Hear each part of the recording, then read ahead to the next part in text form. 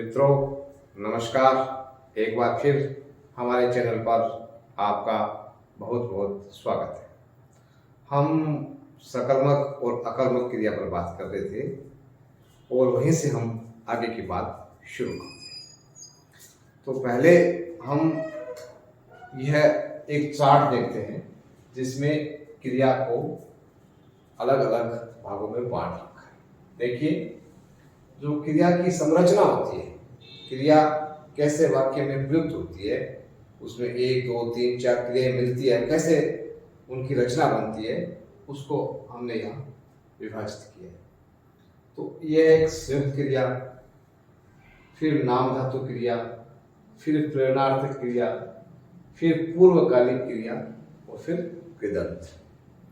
तो आज हम संयुक्त क्रिया क्या होती है, नाम धातु क्रिया क्या होती है और प्रेरणार्थक क्रिया क्या होती है, इन 3 बिंदुओं पर विस्तार से बात करेंगे। तो पहले हम बात करते हैं संयुक्त क्रिया की। तो जैसा कि शब्द से स्पष्ट है, सम धन युक्त से संयुक्त शब्द बनता है, मतलब जिसमें भली प्रकार से कोई 2 या 3 कुछ जोड़ा हुआ।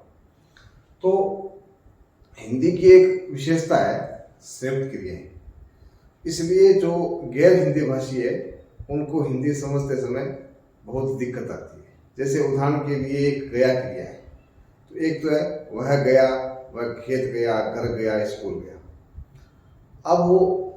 अब गया और कैसे कैसे प्रयुक्त होता है, जैसे वह चला गया, वह निकल गया, वह उठ गया, वो पी गया। अब पीने में और गया, पीने का साथ भी गया भी आता है। तो ऐसे संयुक्त क्रियाएं कई बनती है। जैसे पानी को टपकने को एक क्रिया होती है टपकना, या भूतकालिक में टपका। अब किसी को कोई व्यक्ति आता है और हमारी इच्छा के विरुद्ध आता है, तो हम कहते हैं वो आ टपका, वो आ टपकी। अब देखो, आना अलग है और टपकना अलग है। तो ये हमारे संयुक्त क्रिया की एक हिंदी की अपनी विशेषता है। तो जो संयुक्त क्रिया है, तो उसमें ये समझ लो कि इसमें 2 क्रियाएं होती है। तो एक मुख्य क्रिया होती है और दूसरी क्रिया उसको रंजन प्रदान करती है, उसके अर्थ में विशेषता प्रदान करती है। तो ये जो पीछे जो शुरुआत में होती है वो मुख्य क्रिया होती है, और जो पीछे लगती है उसको हम रंजक क्रिया कहते हैं। जैसे आ टपका, आ जो है वो मुख्य क्रिया है और टपकना है वो रंजक क्रिया है। अब ये देखिए, ये जो कुल मिलाकर हिंदी में 13 प्रकार की जो संयुक्त क्रियाएं काम में आती है। तो ये अर्थ के लिहाज से कुछ हमने यहाँ इनका अलग अलग विभाजन किया है। पहला है आरंभ बोधक। आरंभ बोधक मतलब ये कोई शुरुआत करते हैं तब ये क्रिया का प्रयोग किया जाता है, जिसमें धातु के साथ ने लगता है और फिर क्रिया, वो जो क्रिया है वो लगती है, वो उसके बाद लगना लगता है। जैसे वह पढ़ने लगा, वह हंसने लगा, तो हंस के साथ ने लगा, पढ़ के साथ ने लगा, खेलने लगा, खेल के साथ ने लगा, तो पढ़ने लगा, हंसने लगा, रोने लगा। तो ये देखो, ये लगा और मूल क्रिया, तो ये जो लगा है वो रंजक है। तो इस प्रकार ये 2 जो क्रिया हैं वो मिलकर के एक अर्थ का बोध करवा रही है, इसलिए हम इसको संयुक्त कहते हैं। दूसरा समाप्ति। परीक्षा में आपसे ये नहीं पूछा जाएगा कि आरंभ बोधक है क्या है, वहां से केवल पूछा जाएगा कि निम्न में से संयुक्त क्रिया कौन सी है। तो रोने लगा, हंसने लगा, पढ़ने लगा, ये सब संयुक्त क्रिया है, ये पूरी संयुक्त क्रिया है। अब ये देखो, फिर है समाप्ति। समाप्ति का अर्थ देने वाली जो संयुक्त क्रिया है उसको समाप्ति बोधक संयुक्त क्रिया कहते हैं। उसमें धातु आएगी और उसके साथ चुकना आएगा, और फिर जैसे लिख चुका, पढ़ चुका, सो चुका, ये इस प्रकार है। इसके बाद में आकस्मिकता, जो अचानक का भाव आता है। जैसे वह बोल उठा, तो पहले धातु आएगी फिर उसके साथ उठना, बैठना, पढ़ना, इस प्रकार का प्रयोग होता है। जैसे उठ बैठा, कह उठा, बोल पड़ा, हंस पड़ा, गिर पड़ा, इस प्रकार का इसमें प्रयोग होता है। उसके बाद में चौथा है निरंतरता, मतलब कंटिन्यूटी। इसमें पहले क्या आएगा, वर्तमान कृदंत रूप आएगा। कृदंत और तद्धित दो शब्द होते हैं। तो कृत धन अंत, तो ये इसका संधि विच्छेद होता है, इसको ऐसे कृदंत होता है। एक होता है तद, तो तद धन इत, वो तद्धित बनता है। तो इस प्रकार जिसमें क्रिया के साथ, धातु के साथ जब प्रत्यय लगता है उसको कृदंत प्रत्यय कहते हैं, और धातु के अलावा किसी शब्द के साथ प्रत्यय लगता है उसको तद्धित कहते हैं। तो अब जो यहाँ है, यहाँ जो हम बात कर रहे हैं वो है कृत के साथ, मतलब क्रिया के साथ। कौन सा लगा है, कृदंत, वर्तमान कृदंत रूप। जैसे टपकता, उठता, बैठता, चलता, हंसता, रोता, ऐसा उसके साथ जाना ही रहना लगता है। जैसे उठता रहता है, पढ़ता रहता है, लिखता रहता है, हंसता रहता है, वो खेलता रहता है, वो सोता जाता है, उठता जाता है, इस प्रकार ये प्रयोग होता है। उसको कहते हैं निरंतरता बोधक संयुक्त क्रिया। पांचवा अभ्यास। इसमें जैसे इसमें वर्तमान कृदंत रूप है, इसमें भूत कृदंत रूप आएगा फिर करना। जैसे हंसा, उसमें हंसता, इसमें हंसा, वह हंसता रहता है, वह खेलता रहता है, वो हंसा करता है, वह रोया करता है, वह पढ़ा करता है, वह खेला करता है। इस प्रकार इसमें ये अभ्यास के लिए किया है। तीसरा शक्यता। शक्यता अंग्रेजी में जो कैन, कुड का प्रयोग होता है, और जो कर सकता है, तो धातु प्लस सकना। जैसे वो पढ़ सकता है, वह लिख सकता है, वह लिख सकेगा, वह उठ सकेगा, ऐसे। फिर अवकाश बोधक, एक एक धातु आएगा, फिर ने आएगा, फिर उसके बाद में पाना। जैसे वह पढ़ने न पाया, वह सोने न पाया, वह लिखने न पाया, ऐसे। फिर अनिष्टता। अनिष्टता कहते हैं कोई घन होनी, कोई बुरी बात। तो जिस धातु के साथ ये खाना या मरना लगता है या टपकना लगता है, जैसे तुम, वो कहते हैं नेगेटिव सेंस में कहते हैं, तू लिख मार, अब इतना हो गया, तू लिख मार, या पढ़ मार, या दे मार। जैसे किसी को कोई बेमन से कोई चीज देनी होती है, तो राजस्थानी तो कहते हैं दे मारनी, तो हिंदी में कहते हैं दे मार। जैसे कोई अचानक आया, अभी मैंने बात की थी, आ टपका, बैठ बैठ मर, हम कई बार मजाक में भी कहते थे आ बैठ मर। जैसे जो मित्र होता है, जिसके साथ हमारे अनौपचारिक संबंध होते हैं, उसके लिए हम इस रंजक क्रिया का प्रयोग कर देते हैं। इच्छा, इसमें धातु धन नाम प्लस चाना, जैसे वह पढ़ना चाहता है, वह सोना चाहता है, वह लिखना चाहता है, वह हंसना चाहता है, इस प्रकार का जो प्रयोग होगा वो इस लोक कर्मांक में आता है। फिर अनुमति। अनुमति में धातु धन ने, धन देना। जैसे उसे जाने दो, उसे पढ़ने दो, उसे लिखने दो, उसे हंसने दो, इस प्रकार का प्रयोग अनुमति भी। फिर आवश्यकता, मतलब उसको मजबूरी कह सकते हैं, इसको आवश्यकता कहते हैं। तो जैसे वो उसको उठना पड़ेगा, सोना पड़ेगा, धातु प्लस ना प्लस पढ़ना। फिर अतिशयता। अतिशयता मतलब वो ज्यादा, इसमें तो क्रिया का दोहराव होता है। जैसे पढ़ते पढ़ते सो गया, लिखते लिखते सो गया, वो बात करते करते शांत हो गया, इस प्रकार का प्रयोग होता है। उसमें क्रिया का दोहराव किया जाता है। फिर 13वां, इसमें क्रियाएं क्या होती है कि पहले अभी जितनी की है सबने दो क्रियाओं का योग किया था। अब जो 13वां है, इसमें क्रिया का योग नहीं है। इसमें पहले होगी कोई भाववाचक संज्ञा, विशेषण या क्रिया विशेषण, इस प्रकार का प्रयोग होगा। उसके बाद में आएगी क्रिया, जैसे भस्म कर देना, हवन करना, आदर करना, और भीतर करना, बाहर करना, इस प्रकार का जो प्रयोग होगा वो यहाँ 13 क्रमांक में आएगा। तो इस प्रकार जो मोटा मोटी जो संयुक्त क्रियाएं हैं वो 13 प्रकार की होती है। और जो ये पीछे वाला जो लगता है भाव का, उसको हम रंजक कहते हैं। तो ये हम जो संयुक्त क्रिया का है, ये अभी केवल कुछ एक उदाहरण लिखे हैं और इसमें बहुत से उदाहरण बनते हैं। और ये इस हिंदी की हमारी खूबसूरती है कि हम संयुक्त क्रियाओं के माध्यम से अपनी काव्यात्मक अभिव्यक्ति कर सकते हैं। जैसे अभी हम किसी को आदर देना है तो आइए आकर बैठिए ऐसे बोलते हैं, या उर्दू में कहते हैं तशरीफ लाइए। अब उसी को अनादर करना है या बहुत ज़्यादा अनौपचारिकता दिखानी है तो बैठ मर, आ बढ़, ऐसे जो राजस्थानी में बोल देते हैं। तो ये हमारी संयुक्त क्रिया की एक खूबसूरती है। अब हम संरचना के लिहाज से दूसरा प्रकार संज्ञा का, इसका क्रिया का देखते हैं। दूसरा है नाम धातु। अब नाम का मतलब ही क्या होता है? संज्ञा। और धातु का मतलब वही जो क्रिया का मूल रूप है।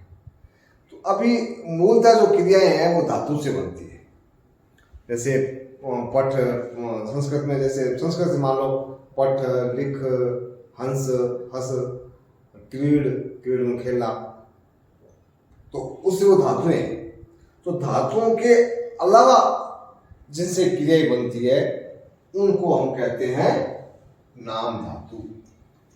तो जो ये कह सकते हैं कि जो संज्ञा, विशेषण, सर्वनाम, क्रिया विशेषण आदि से क्रियाएं बनती है, उन सभी क्रियाओं को नाम धातु कहते हैं। हम कुछ उदाहरण से इसको समझते हैं। यहां आप ध्यान देंगे, जैसे हाथ है, ये क्या है? संज्ञा है। इससे क्या बन जाता है? हथियाना। हम किसी का कोई हक छीनते हैं, किसी को हस्तगत करते हैं तो उसको कहते हैं हथियाना। हस्तगत करना भी कह सकते हैं। ये अपना, अपना क्या है? सर्वनाम। फिर ये अपनाना। ये बात, ये संज्ञा है, भाववाचक संज्ञा हुई। जातिवाचक संज्ञा भी हो सकते हैं, बात को एक कैसे एक सीमा पा सकते हैं, तो ये बतियाना। साठ, ये संज्ञावाचक विशेषण है, तो ये सत्याना। झूठ, ये झुठलाना। कोई व्यक्ति गर्म होता है तो गर्माना कहते हैं उसको, तो गर्माना गर्म विशेषण है, तो इससे गर्माना बन गया। ये लज्जा, लज्जाना, भाववाचक संज्ञा है। शर्म, शर्माना। तो और भी आप कोई भी उदाहरण से, जैसे भीतर करना, बाहर करना, भीतर बाहर भी, वो तो खैर उसमें संयुक्त क्रिया में आ जाएगा। तो यहाँ आपको वही रखना है जिसमें संयुक्त क्रिया नहीं होती, नहीं तो फिर उसमें एक तरह से कंफ्यूजन हो जाएगा। तो जैसे कोई भाववाचक संख्या उदाहरण ले लो, कोई संख्या कोई उदाहरण ले लो, उससे हम क्रिया का काम ले रहे हैं, तो हम उसको कहते हैं नाम धातु क्रिया। तो धातु से न बन करके जो संज्ञा, सर्वनाम, विशेषण, क्रिया विशेषण, अव्यय आदि से बनती है, उन सभी को हम नाम धातु क्रियाएं कहते हैं। तो दो चीजें स्पष्ट होगी आज। पहले संयुक्त क्रिया किसे कहते हैं, फिर नाम धातु क्रिया किसे कहते हैं। अब तीसरी जो क्रिया है वो है प्रेरणार्थक क्रिया। प्रेरणार्थ का शाब्दिक यही अर्थ है किसी को कोई न कोई बात के लिए कहना। आप एक दो तीन उदाहरणों से इस क्रिया को आप अच्छी तरह से समझ जाएंगे। यहां मैं लिखता हूं, देखो ऐसे, जैसे ये मरीज दवा पीता है, ध्यान देखना, मरीज दवा पीता है। अब बताओ, आपको पहले सकर्मक और अकर्मक क्रिया हमने कर रखी है, तो ये कौन सी होगी? क्या का प्रश्न पूछ लो, मरीज क्या पीता है, उत्तर मिल गया दवा। इसका मतलब ये सकर्मक क्रिया है, ठीक है ना। यहाँ प्रेरणार्थक क्रिया कोई नहीं है, क्यों? कोई किसी को प्रेरणा नहीं दे रहा। अब एक तो ये ध्यान रख लो, जितनी भी प्रेरणार्थक क्रियाएं होती है वो सारी ही सकर्मक क्रियाएं होती है। किसी प्रकार के कोई भ्रम की यहाँ गुंजाइश नहीं है। अब दूसरा उदाहरण देख लो, नर्स मरीज को दवा पिलाती है। मरीज मरीज को दवा पिलाती है। अब जो देखो ये, अब ये प्रेरणा दे रही है। मरीज दवा तो मरीज पी रहा है, परंतु पीड़ा कौन रही है? नर्स कर रही है। तो ये इसको कहते हैं प्रथम प्रेरणार्थक। दो प्रकार की प्रेरणार्थक क्रिया होती है, प्रथम प्रेरणार्थक और द्वितीय प्रेरणार्थक। कैसे? अभी नर्स अपने हाथ से मरीज को गोली दे रही है या लिक्विड दे रही है, तो आप पी लो, वो है प्रथम। एक जना प्रेरणा दे रहा है, दूसरा कोई प्रेरणा नहीं देगा। अब यहां आ जाए कि डॉक्टर नर्स से मरीज को दवा पिलवाता है। तो यहां पिलवाता है, ये हो गया द्वितीय प्रेरणार्थक। समझ आ रही? अब देखो, जिसमें आ का देख कर देते हैं कोई क्रिया के बीच में, तो सोना सुलाना, पढ़ना पढ़ाना, लिखना लिखाना, वो तो है प्रथम प्रेरणार्थक। जब वा लगा देते हैं तो वो हो जाता है द्वितीय प्रेरणार्थक। इसमें जैसे डॉक्टर है, डॉक्टर ने नर्स से कहा और नर्स ने फिर मरीज के साथ एक्टिविटी की, तो अब उसके ये प्रेरणार्थक एक, ये प्रेरणार्थक दो, इसलिए इसको कहते हैं द्वितीय प्रेरणार्थक। और इसमें केवल ये नर्स ने केवल ये मरीज को ही सीधी दवा पिलाई, एक हो गया। तो अब जिसमें दीर्घ होती है, बीच का स्वर दीर्घ हो जाता है। जैसे उसने बेटे से कपड़े सुखाए, अब यहां प्रथम प्रेरणार्थक। अब मां ने बेटे से कपड़े सुखवाए, वहां आते ही तो पहला दीर्घ होता है, बीच का स्वर तब तो होगा प्रथम प्रेरणार्थक, याद करो। और जब वहां होगा तब ये द्वितीय प्रेरणार्थक, इसका ध्यान रखना। सुलवाना, हटवाना, दिलवाना, देना, दिलाना और दिलवाना, पढ़ना, पढ़ाना, पढ़वाना, लिखना, लिखाना और लिखवाना। इस प्रकार जैसे माँ बेटी से सब्जी बनाती है, प्रथम प्रेरणार्थक। माँ बेटी से सब्जी बनवाती है, अब बनवाती है, इसका मतलब ये द्वितीय प्रेरणार्थक। तो वाह आते ही आप ये समझ लेना कि ये वाह हमारा जो है वो द्वितीय प्रेरणार्थक है, सेकंड। और आ दीर्घ लगता है, आ हो सकता है, वो है प्रथम प्रेरणार्थक।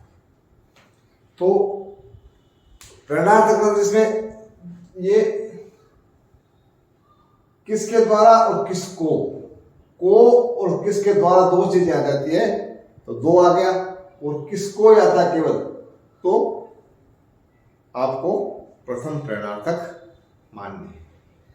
तो इस प्रकार अभी हमने इस वीडियो में 3 प्रकार की क्रियाओं का जिक्र किया है, संयुक्त क्रिया, नाम धातु क्रिया और प्रेरणार्थक क्रिया। ये तो किसमें मोटा मोटी क्या ध्यान रखना है कि जितने भी प्रेरणार्थक क्रियाएं हैं वो सारी की सारी सकर्मक होती है। संयुक्त क्रियाएं होती है, उसमें पहले क्रिया का अर्थ मुख्य होता है और बाद में वो उसको रंजना प्रदान करती है। और उसमें दो क्रियाएं हो सकती है या एक क्रिया हो सकती है, एक उससे पहले संज्ञा वगैरह कुछ हो सकती है, जो 13वां हमने जिक्र किया था। और नाम धातु में यह ध्यान रखना है कि जो भी मूल धातु से न बनकर क्रिया अन्य किसी विकारी से बनती हो या अविकारी से बनती हो, उसको हम नाम धातु कहते हैं। मित्रों, बहुत अच्छा लग रहा है कि आप मेरे वीडियो को देख रहे हैं, पसंद कर रहे हैं, और मेरा यह चाहना है कि इस वीडियो को आप अधिक से अधिक लोगों तक पहुंचाएं और मैं इस अपनी जो मुहिम है, अपनी बात विद्यार्थियों तक कैसे पहुँचे, उसमें आपका सहभागी बन सकूं और आप मेरे सहभागी बन सकें। इसी इच्छा के साथ, इसी कामना के साथ मैं आपके साथ सदैव जुड़ा रहूँगा और आपके सवालों के जवाब भी देता रहूँगा। कुछ साथी सवाल भी करते हैं, परंतु कुछ कम करते हैं, सवाल और अधिक किया करें। और मेरे वीडियो को लगातार देखने के लिए बहुत बहुत आभार। इसी प्रकार मेरे साथ जुड़े रहिए। जय हिंद, जय भारत, धन्यवाद।